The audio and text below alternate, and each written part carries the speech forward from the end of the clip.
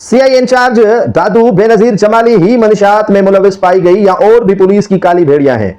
Initiative अच्छा है, IG Sindh का, उसे अप्रिशिएट करते हैं, लेकिन आगे और भी मराइल हैं। क्या बेनजीर जमाली ही मंशियात में या मंशियात को स्मगलिंग करने में मुलविस पाई गई या उसके पीछे भी और अफसरान, मंशियात के स्मगलर, मंशियात फरोश वो कहाँ हैं? बेनजीर जमाली से मुझे कोई हमदर्दी नहीं है। वो किसी ज़माने में बड़े बड़े अफसरान के लिए काम भी करती थी और उनके लिए नेक तमन्नाएं भी होती थी। बेनजीर जमाली बड़े बड़े अफसरान के आंखों की ठंडक थी। बेनजीर जमाली को इसीलिए तो सीआईए इंचार्ज दादू लगाया गया था कि उसमें अच्छी खूबियां पाई जा रही थी, तभी तो उसे लगा दिया गया सीआईए इंचार्ज और मुख्तलिफ थानों के एसएचओ तैनात किया गया। ये बड़ा नाम था। अब उस पर इल्जाम है कि वो मंशियात फरोशिंग में मुलविस है, मंशियात की स्मगलिंग करवाती है।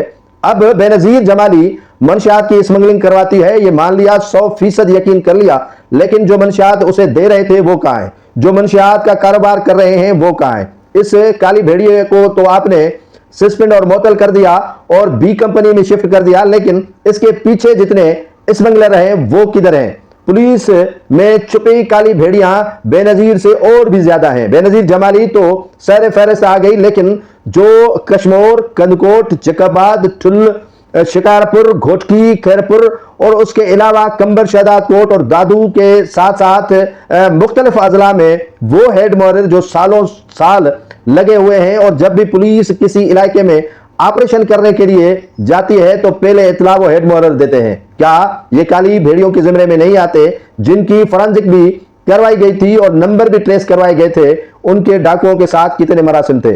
अगर तहकीकात शफाफियत पर मबनी होगी तो यकीन मानिए आधे पुलिस एहलकार मुलविस पाए जाएंगे 2 नंबरी कामों में। यहां पर सिंध के अंदर अगर देखा जाए तो खास तौर पर इन कच्चे के इलाकों में या इन मुख्तलिफ जिन अजला का नाम लिया उनमें तो डाकुओं के साथ उनके अगवा बराए तावान तक जो है वो मुलविस पाए गए एहलकार मौजूद हैं।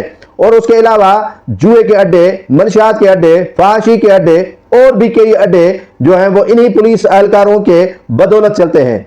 कराची हो या सिंध के दीगर शहर हो, वहां पर यह सूरत हाल है। अगर वाकईतन आईजी सिंध को ऑपरेशन करना है तो फिर मौसर हिकमत अमली के साथ उन काली भेड़ियों को भी ढूंढ निकालना होगा जो पुलिस का बेस पहनकर बड़े बड़े कारनामे सरंजाम दे रहे हैं और पुलिस का नेक नाम रोशन करने के बजाय बदनाम कर रहे हैं।